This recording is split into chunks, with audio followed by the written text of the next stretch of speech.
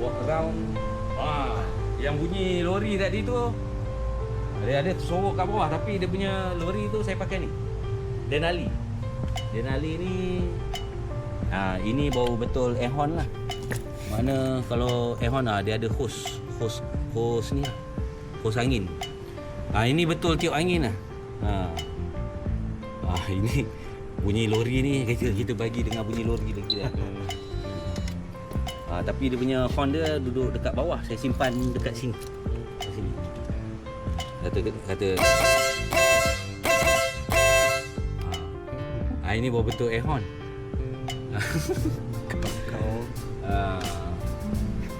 So setup lain tak ada, sebab enjin original saya tak ada usik apa lah. Memang standard daripada awal. Cuma aksesori ni lah, modification dengan aksesoris yang ada ni. Kalau saya rasa cukup dah kot. Kadang-kadang dah tak tahu apa nak tambah lah. Okay, so setup ni memang still orang nampak naked lah. Kalau orang perasan memang single arm ni memang obvious lah. Dia macam menarik lah. Mana kalau manage seorang-seorang pun senang. Masuk. Okay, katalah saya seorang ni kan. Saya seorang. Okay. Alright. Dah habis cerita.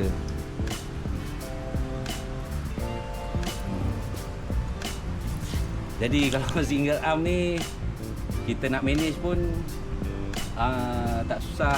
Nak cabut tayar pun tak susah. Cabut sebelah sini je kan. Cuma kena eja-eja sikit dekat exhaust.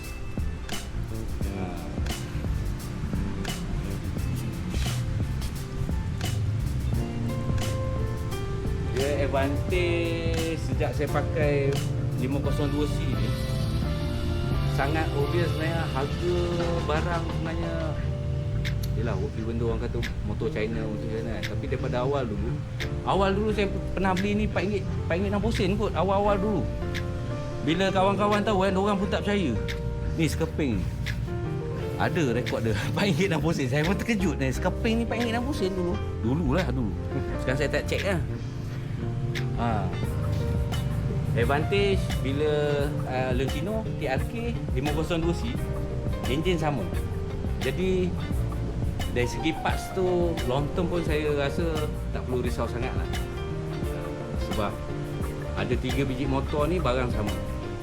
Sebenarnya macam rapid bike tadi, dia punya harness saya tak silap Along pakai TRK je. Cuma dia ada modified sikit. Seronok time dia buat tu kan. Seronok nak pakai rapid bike. Dapat pakai rapid bike lagi. Alhamdulillah jadi. So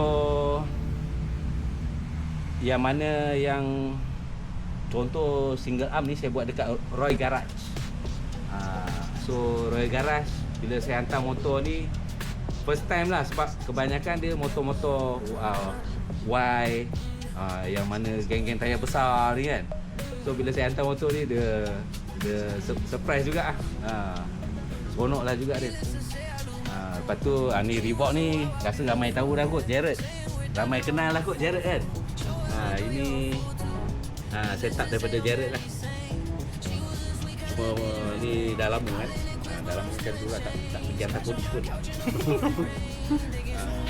Lepas tu rapid bike biasalah. Abang Din tu memang rapid bike Malaysia. Ramai kenal kot Abang Din. So yang lain-lain ni macam banyak kerja-kerja kalau wiring, contoh macam remote. Saya dengan Rizal Riz Auto Works dekat sini. Yang lain yalah, bila saya tengok barang ni bagus ni macam motorbike punya set ataupun heel tag. So barang-barang ni yang boleh saya dapat benefit daripada barang ni, saya pasang.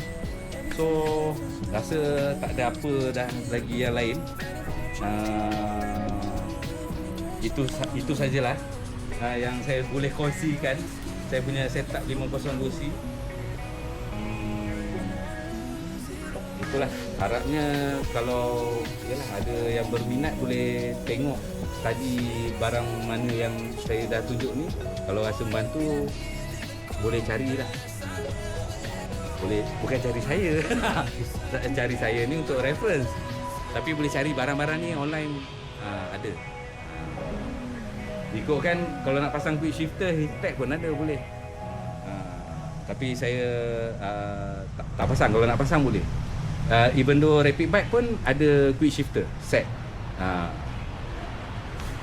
So itu saja yang saya dapat kongsikan.